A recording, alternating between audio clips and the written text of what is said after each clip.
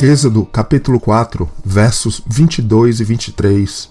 Então dirás a Faraó: assim diz o Senhor, Israel é meu filho, meu primogênito. E eu tenho dito: deixa ir a meu filho, para que me sirva, mas tu recusaste deixá-lo ir. Eis que eu matarei a teu filho, o teu primogênito. O contexto destes versos acontece quando o Senhor aparece a Moisés no Monte Horebe durante o episódio da sarça ardente, o chamado para a difícil missão de ir a Faraó lá no Egito e dizer para que ele deixe o povo de Israel sair do Egito para deixar a escravidão, para saírem e subirem daquela terra, para uma terra boa e larga, que mana leite e mel. Neste espaço, vamos discutir o significado para nós crentes destas pragas que aconteceram no Egito, na saída do povo de Israel do Egito, devido à relutância de Faraó de permitir que isto acontecesse. Algo muito pouco falado, mas que vai ter repercussão lá no final da história do povo de Israel e também no livro de Apocalipse. E a grande questão é: por quê? Gostaria de ressaltar que vários conceitos apresentados aqui são tirados de fontes judaicas. Espero que você possa perceber como a história se alinha perfeitamente, trazendo luz e explicando vários aspectos do que acontece e foi dito pelos profetas do Antigo Testamento, centenas de anos depois da saída do povo de Israel do Egito. Assim como, por incrível que possa parecer, profecias também contidas no livro de Apocalipse, obviamente no Novo Testamento. Estranhamente, alguns poderiam dizer: este conceito de pragas, peste, pestilência, ferir, feridas, está por toda a palavra de Deus, não somente as 10 pragas que atingiram o Egito. Este conceito de pragas, pestilência e ferir faz parte da lei dada a Moisés e de todo o duro processo que passou o povo de Israel sendo testados, provados, treinados e corrigidos até que alguns daqueles foram vitoriosos, aliados a uma nova geração, onde finalmente chegaram à Terra Prometida após 40 anos no deserto. Vejamos apenas alguns exemplos destas pragas e pestilências que afligiram não os egípcios, mas o povo de Israel durante aqueles 40 anos e eram partes das leis dadas ao povo de Israel. Por exemplo, Levítico, no capítulo 26, no verso 21. E se andardes contrariamente para comigo, e não quiserdes ouvir, trar-vos-ei pragas 7 vezes mais, conforme os vossos pecados. O contexto era o Senhor falando sobre as suas leis, e caso o povo não fosse obediente, pragas viriam. Ou melhor, esta palavra está mais próxima de significar ferir, atingir. Basicamente, estas pragas viriam sobre o povo, sobre o gado, a terra e os atingiriam, não muito diferente do que tinha acontecido com o próprio povo do Egito e as 10 pragas que os atingiram, sendo esta mesma palavra usada por diversas vezes quando das 10 pragas no Egito, como por exemplo nos capítulos 7, 8 e 9 de Êxodo, quando as águas do Egito foram feridas. Da mesma forma, na praga dos piolhos, no capítulo 8, Arão estenderia sua vara para ferir o pó da terra. Parece estranho, não? E a partir daí os piolhos apareceriam. Faraó continuava duro e não deixava o povo sair. Então, de maneira similar, no capítulo 9 de Êxodo, a mão de Moisés seria estendida para ferir e trazer mais pestilência à terra do Egito.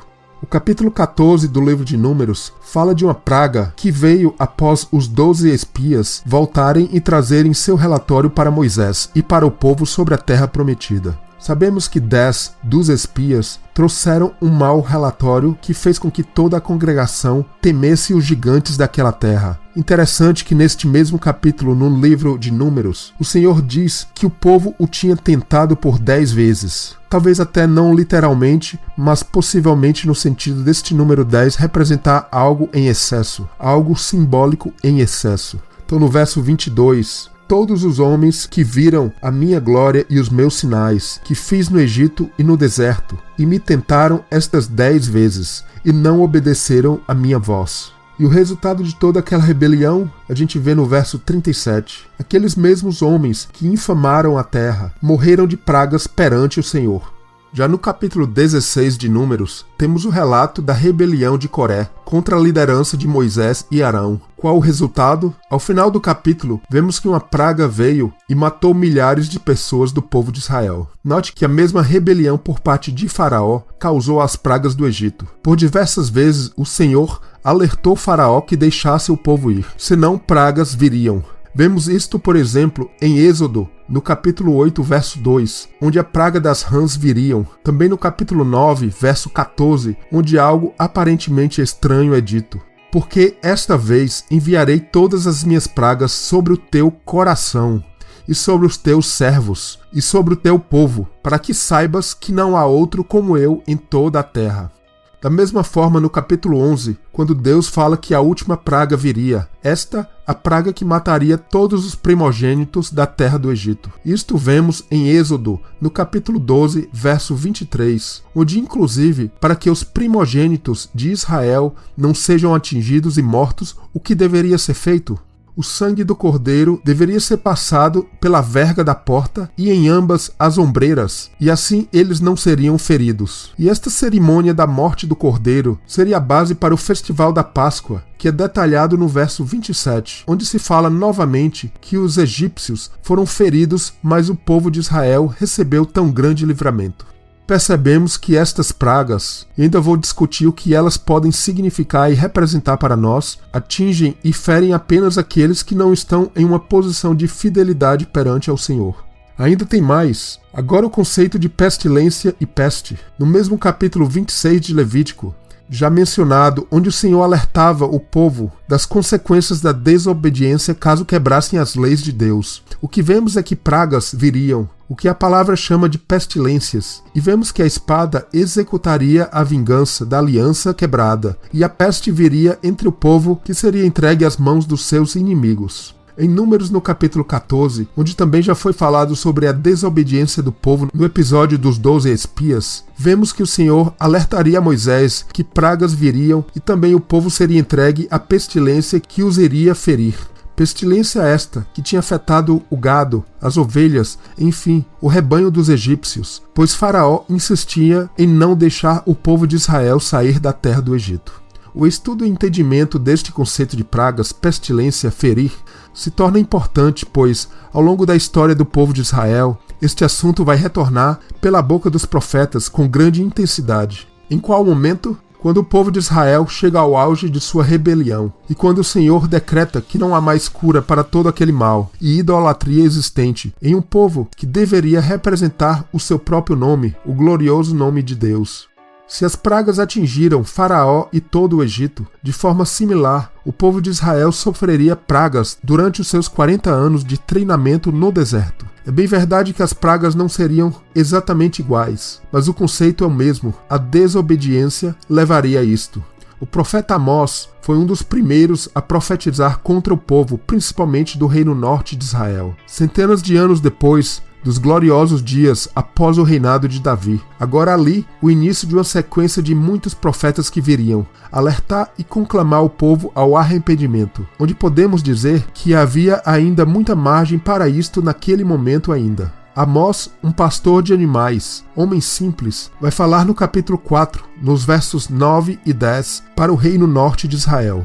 Feri-vos com queimadura e com ferrugem a multidão das vossas hortas, e das vossas vinhas, e das vossas figueiras, e das vossas oliveiras. Comeu a locusta, que é uma espécie de gafanhoto, um devorador. Contudo, não vos convertestes a mim, disse o Senhor. Enviei a peste contra vós, a maneira do Egito. Os vossos jovens matei a espada, e os vossos cavalos deixei levar presos, e o mau cheiro dos vossos arraiais fiz subir às vossas narinas. Contudo, não vos convertestes a mim, disse o Senhor. Qual o motivo da pestilência e da praga da qual o profeta Amós falou? Os versos 9 e 10 sugerem que era para que houvesse um retorno ao Senhor, o que não ocorreria, pelo menos não por grande parte do povo. No verso 10, fica claro a ligação com as pestes do Egito, o mau cheiro como consequência. Interessante que este mau cheiro aconteceu também no Egito, quando as águas do rio se tornaram sangue e a morte de peixes causou mau cheiro, como se mostra no capítulo 7 de Êxodo, assim como a praga das rãs no capítulo seguinte. O que vemos é que isto está ligado à morte. Nestes versos de Amós, se fala que o mau cheiro subiu às suas narinas, o nariz que é justamente relacionado ao sopro de vida que foi dado a nós por Deus na criação em Gênesis. Então, basicamente, a pestilência, as pragas, estão relacionadas à morte espiritual. É o cheiro da morte vindo à nossa terra, quero dizer, a nossas vidas, quando este faraó, que muitas vezes controla nossas vidas, não deixa este filho, estes frutos de vida brotarem em nós. Lembra que o Senhor fala desde o início em Êxodo, no capítulo 4, que o primogênito de Faraó seria morto caso Faraó não deixasse Israel, o primogênito de Deus, saísse do Egito. Este era o alvo final do Senhor. O que representa este filho primogênito? O livro de Amós, no capítulo 8, vai continuar alertando ao povo das consequências da rebelião. No caso, vai falar da escuridão.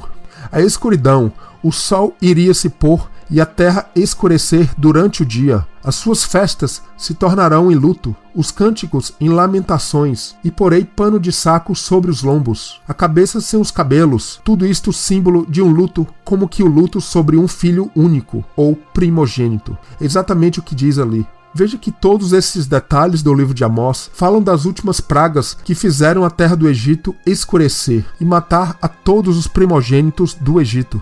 Mas veja que profetizam também do exato momento da morte de Jesus, que durante a sua crucificação todos veriam o sinal da escuridão em pleno dia. Em resumo, e sem se aprofundar neste assunto aqui, este primogênito evidentemente é Jesus, mas ele, Cristo em nós, que caso nossas vidas não estejam alinhadas com os planos do Senhor, o dia chega em que este primogênito realmente é extirpado de nossas vidas. Ao contrário disto, devemos remover este faraó, ditador que muitas vezes governa e dita as normas em nossas vidas. E este sim, é claro, deve sair para que Cristo ocupe o seu lugar. Com tudo isto em mente, acredito que em parte o livro dos profetas do Antigo Testamento podem ser entendidos mais facilmente, e até partes do livro de Apocalipse. Outros profetas que viriam após Amós iriam também tratar deste tema de pragas, pestilências, feridas que tomava conta do povo de Israel, que mais e mais se afastava da presença do Senhor. Vou mostrar alguns versos do livro de Jeremias que demonstra isto. Agora não mais o Egito, mas as feridas, as pragas, a pestilência iriam afetar o povo do Senhor. Jeremias no capítulo 10, verso 19. Ai de mim por causa de meu quebrantamento, a minha chaga me causa grande dor, e eu havia dito, certamente isto é enfermidade que eu poderei suportar.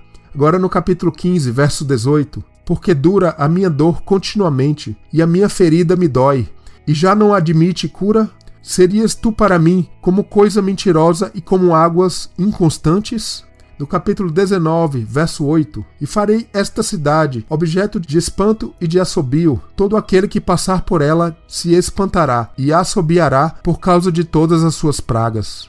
Capítulo 21, verso 9, também similar nos capítulos 24, 29 e 34.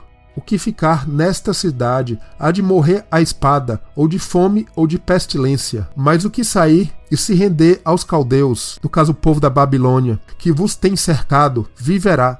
Note a grande ligação da espada, fome e pestilência com os selos mencionados no livro do Apocalipse, no capítulo 6.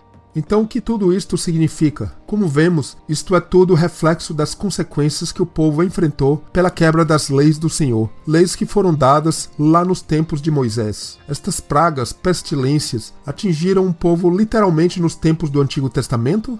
Talvez sim para alguns que permaneceram em Jerusalém durante os anos em que a cidade foi cercada e sitiada mais fortemente ao final. Mas talvez não necessariamente todos sofreram isto. E o mesmo digo ao povo do norte de Israel que foi cativo muitos anos antes. E para os nossos dias, já que são profecias contidas também no livro de Apocalipse. Acredito que o mesmo princípio se aplica, mas nos nossos dias, a ferida que tem atingido o povo do Senhor, que está sendo corrigido por ele, visa muito mais, acredito eu, atingir este ser, este primogênito Cristo em nós, gerando todo tipo de fraturas, feridas e calamidades, pragas se quiser, que fazem o crente viver em um estado onde a cura definitiva não acha o seu espaço. Muitos, infelizmente, vivem de remédios paliativos que não atingem e conseguem curar a alma e o espírito.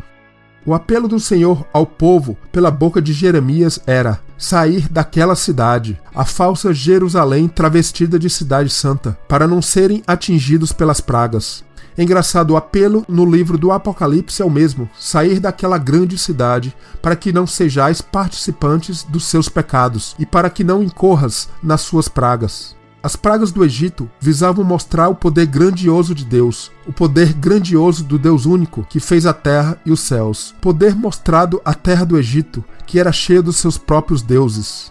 Interessante também que o Egito tinha seus deuses, que eram ligados aos céus, à terra, às águas. E o Senhor, com as pragas, vai mostrando também a eles quem era o verdadeiro Deus, que realmente tem um controle de tudo aquilo. Um povo e um faraó que deveriam ter aprendido com a experiência anterior, onde um fiel chamado José, o filho de Jacó, tinha livrado aquela terra da fome que imperava sobre toda aquela região. Anos passam e um novo faraó que faz questão de desconhecer tudo aquilo e vai se ocupar em destruir o povo do Senhor que estava prosperando naquela terra. É o símbolo do Egito, que significa o mundo, mas também o crente que não saiu dele, infelizmente. As pragas atingiram justamente a terra, o céu, e tudo neles, como as águas, vegetação, animais. Muitos judeus ligam as pragas do Egito à criação no livro de Gênesis, onde, segundo eles, 10 expressões ou discursos teriam sido usados por Deus na criação de todas as coisas, que agora, nestas pragas, estavam de uma certa forma sendo destruídas ou atingidas. Fica claro, no entanto, que céus e terra são atingidos, onde vemos a água, animais, pestilências, granizo, escuridão nos céus e pessoas são afetadas, mostrando um cenário de caos e destruição, contrário ao propósito do Criador para o ser humano, que é ter uma vida de luz e bênçãos em abundância na sua presença. O alerta foi dado pelo Senhor a Faraó por diversas vezes durante aquelas pragas.